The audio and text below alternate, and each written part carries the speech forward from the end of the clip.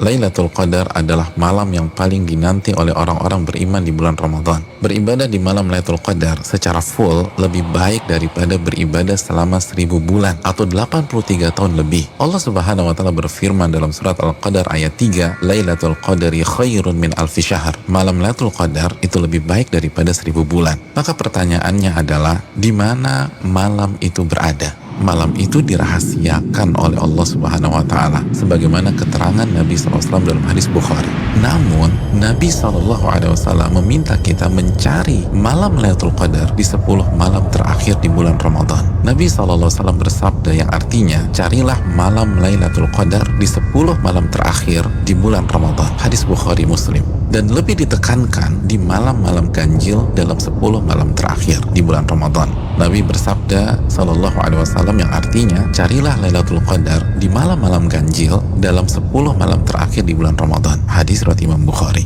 Saudaraku yang semoga Allah muliakan, maka pertanyaan keduanya adalah bagaimana kita mencari dan mendapatkan Lailatul Qadar? Jawabannya dengan mengikuti apa yang Rasulullah SAW lakukan di 10 malam terakhir di bulan Ramadan. Aisyah radhiyallahu taala anha, ibunda kita, menyampaikan dalam hadis riwayat Imam Bukhari bahwa Nabi kita SAW jika memasuki 10 malam terakhir, beliau mengencangkan ikat pinggang beliau. Maksudnya, selama 10 malam itu beliau tidak berhubungan suami istri karena fokus beribadah. Yang kedua, beliau menghidupkan malam-malamnya dengan ibadah. Dan yang ketiga, beliau membangunkan keluarga beliau agar mereka pun beribadah. Saudaraku, dari hadis ini kita bisa simpulkan bahwa cara mendapatkan Lailatul Qadar adalah beribadah semaksimal mungkin di 10 malam terakhir di bulan Ramadan dan berusaha untuk sementara waktu meninggalkan hal-hal mubah yang bisa menurunkan kuantitas dan kualitas ibadah kita di 10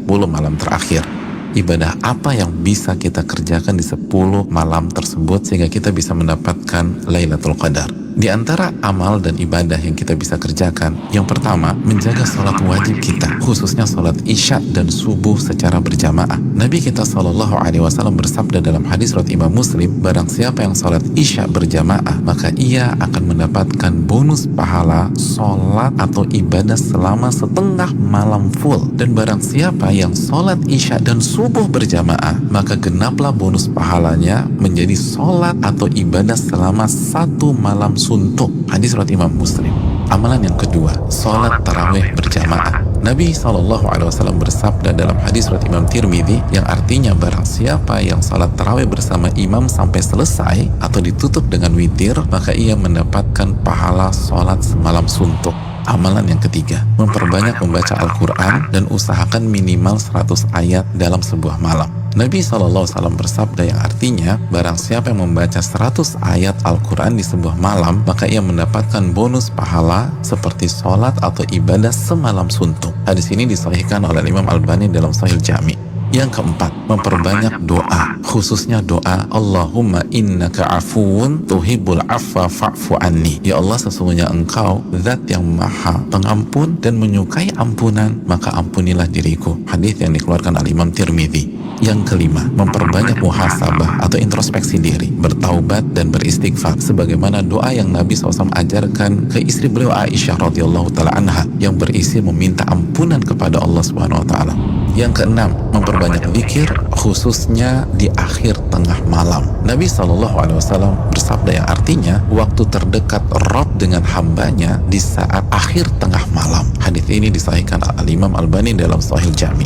Yang ketujuh, membaca 2 ayat terakhir dari surat Al-Baqarah. Nabi SAW bersabda yang artinya barang siapa yang membaca 2 ayat terakhir dari surat Al-Baqarah di malam hari, niscaya 2 ayat ini akan mencukupkannya. Hadis riwayat Imam Bukhari dan Muslim.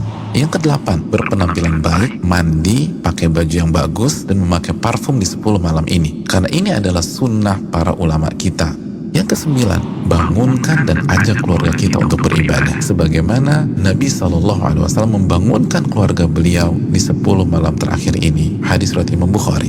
Yang ke-10, lakukan semua ibadah dengan penuh keimanan dan keyakinan. Nabi SAW bersabda yang artinya, barang siapa yang menghidupkan malam Lailatul Qadar karena iman dan ihtisaban. Apa arti ihtisaban? Berharap dan antusias mendapatkan pahala. Niscaya dosa-dosanya yang lalu akan diampuni oleh Allah Subhanahu wa Ta'ala. Hadis Bukhari dan Muslim. Dan berikutnya ibadah-ibadah serta amal soleh lainnya yang bisa kita kerjakan di 10 malam terakhir ini. Maka itu semua akan mengantarkan kita mendapatkan Lailatul Qadar. Selamat mencari Lailatul Qadar. Ingat, satu malam lebih baik daripada 1000 bulan. Dan hanya dengan cara habis-habisan beribadah di 10 malam saja.